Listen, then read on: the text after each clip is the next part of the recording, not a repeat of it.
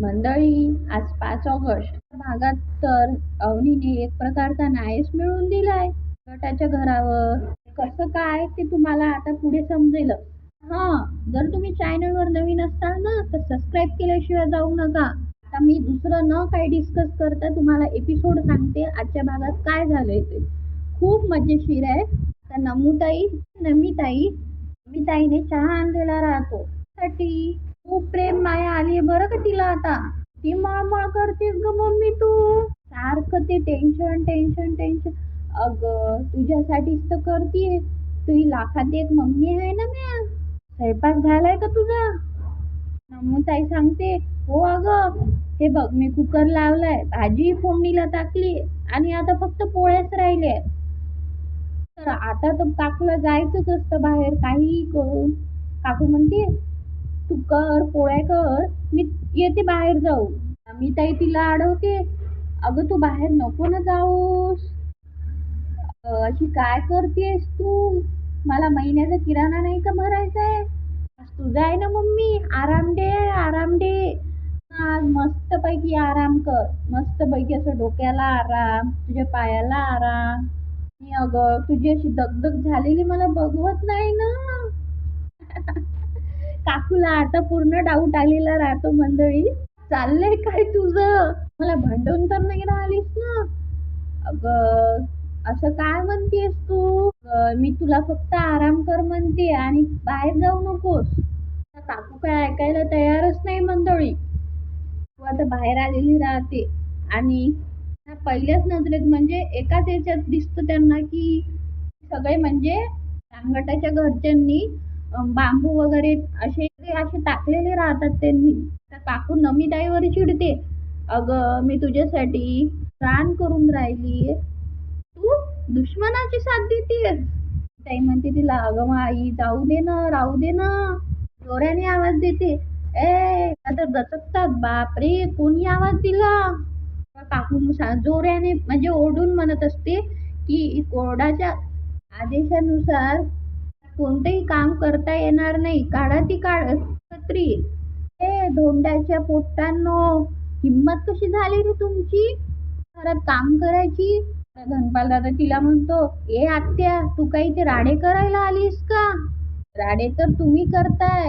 कोर्टाची notice आहे माझ्याकडे आणि त्यात तर स्पष्टच लिहिलंय की घरात कोणतंही काम करायचं नाही म्हणून.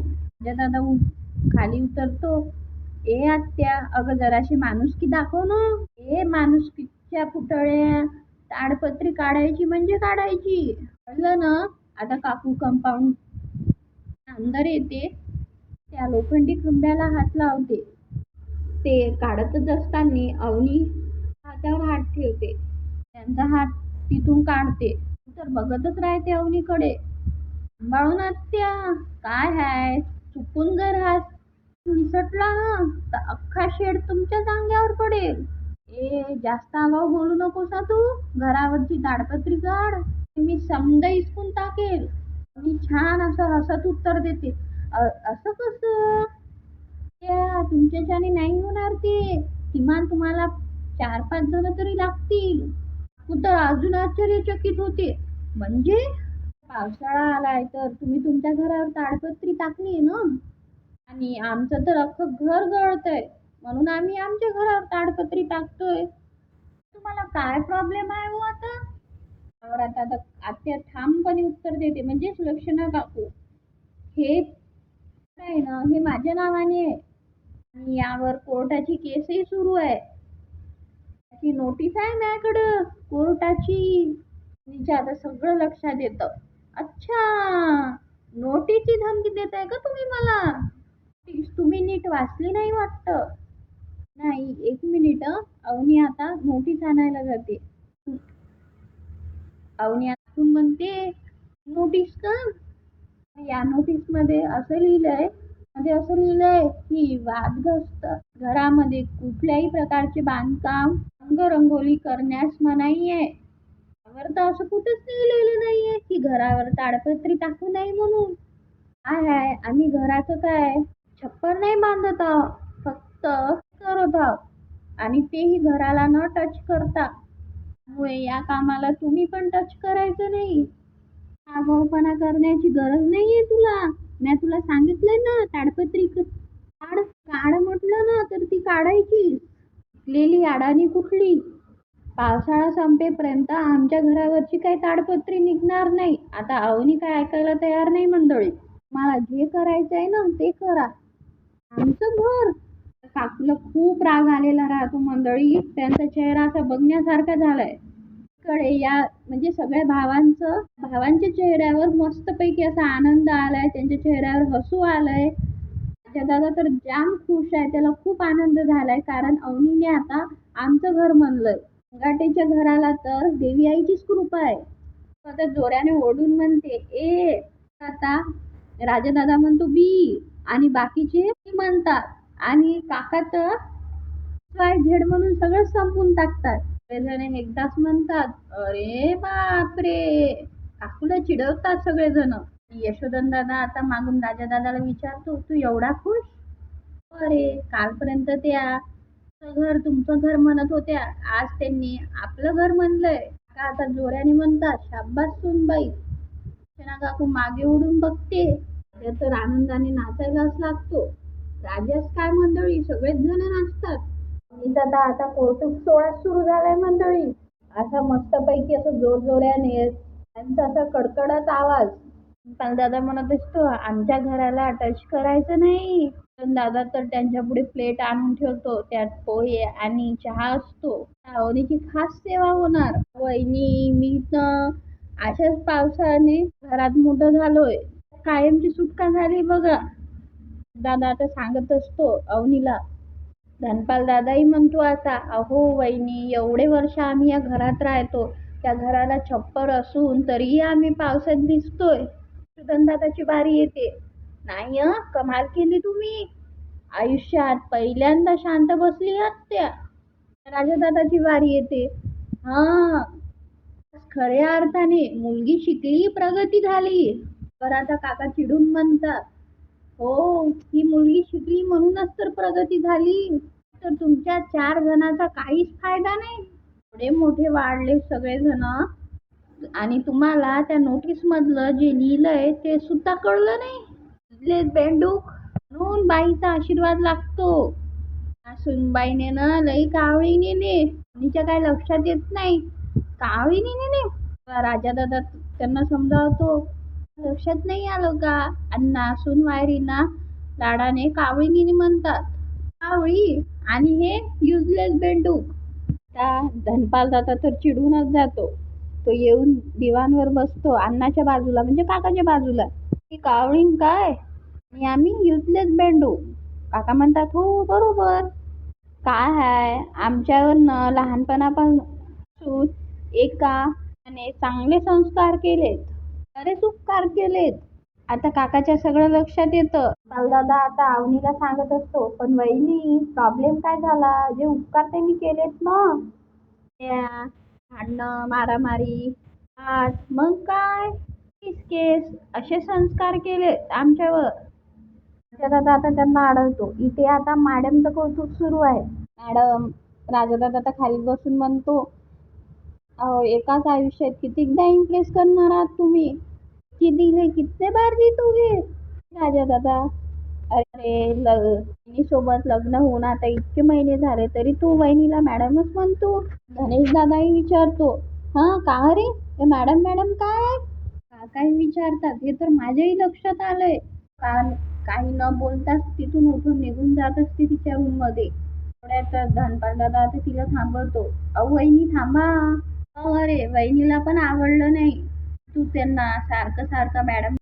धनेश दादा तर म्हणत असतो काय वाटतं. दादा त्याला सांगतो अरे बायकांनी लाजायचं असतं पुरुषांनी थोडी. आता राजा दादा त्याला म्हणतो तुला काय माहिती रे तुझे किती लग्न झाले. बायकांबद्दल एवढं माहित असायला लाशी ताशी साठी काय मी काय लग्न करायला पाहिजे का. आणि आणणारा म्हणजे काकाला सांगत असतो मंडळी की काय म्हणतो परीक्षा बघायला 20 वेळा लागतं. हे माझी केवढी मित्र आहेत ते आपल्या बायकाला काही मॅडम नाही म्हणत. बरोबर आहे ना. आमची गोष्ट थोडी वेगळी आहे. आमचं नातं पण जरा वेगळं आहे. आम्ही जगावेगळे, गोष्ट आमची जगावेगळी, नातंही आमचं जगावेगळं.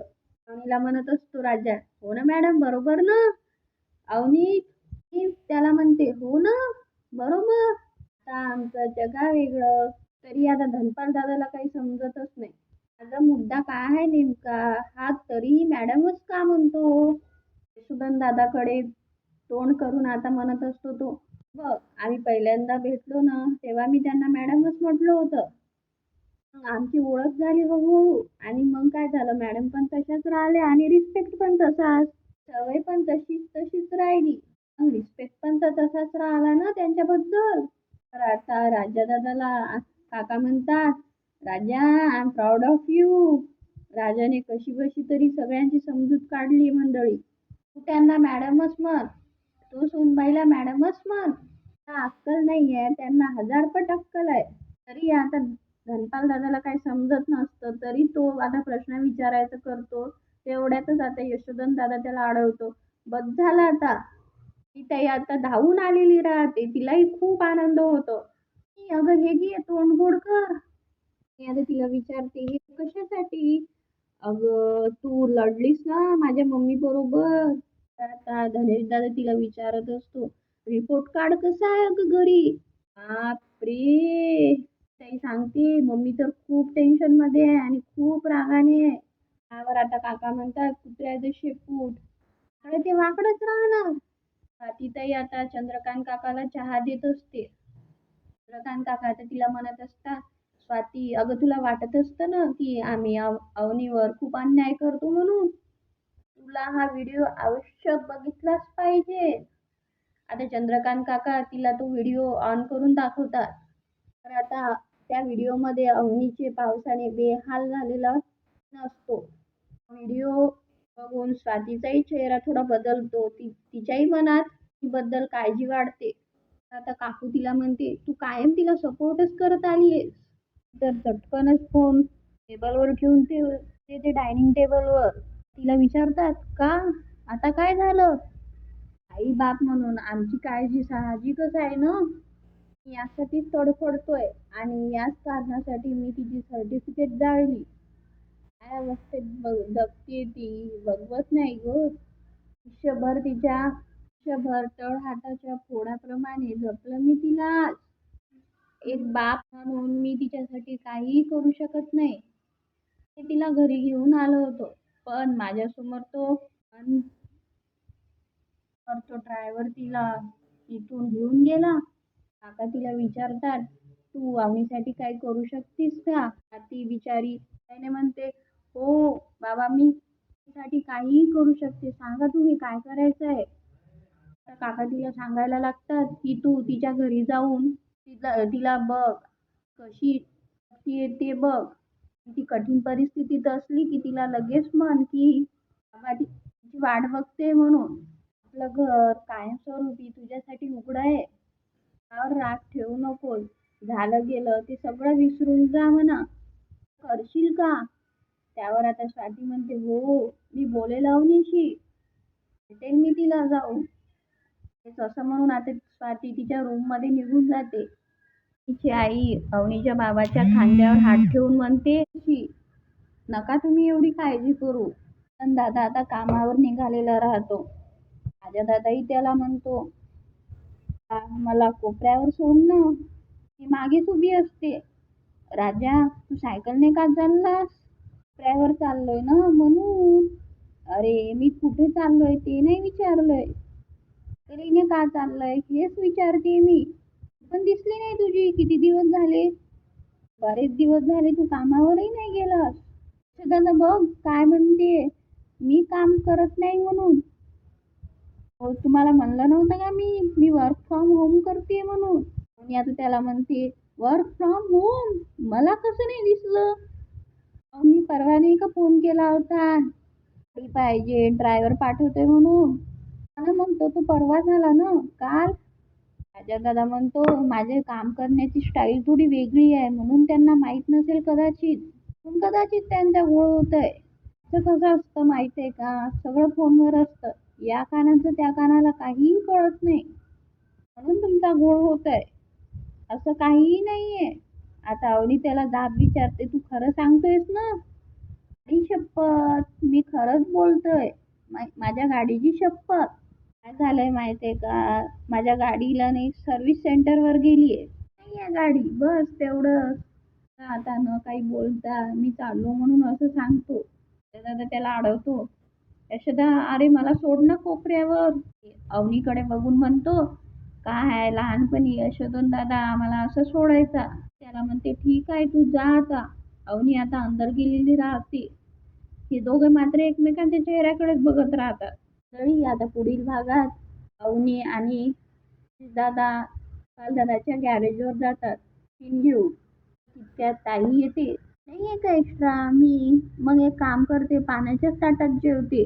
शोधन दादा आता राजाच्या त्याला म्हणत असतो की कामावून काढलं, मग याला समजावून सांग. शोधन दादाही आता म्हणत असतो की हो मी त्याला समजावलंय पण तो ऐकायलाच तयार नाही. तर काय होईल मंडळी काय माहित. पण उद्याही आपल्याला भाग खूप इंटरेस्टिंग बघायला मिळणार आहे.